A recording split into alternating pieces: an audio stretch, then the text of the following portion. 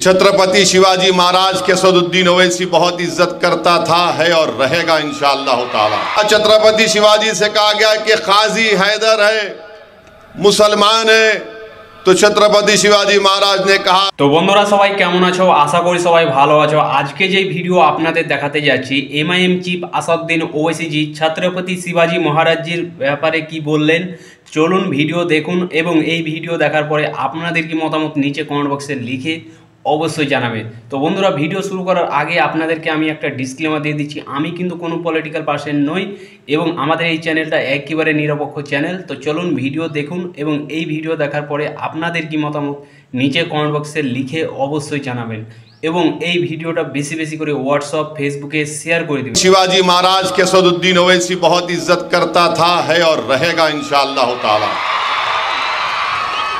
क्यों करता था? क्योंकि छत्रपति शिवाजी महाराज मुसलमानों के खिलाफ नहीं थे।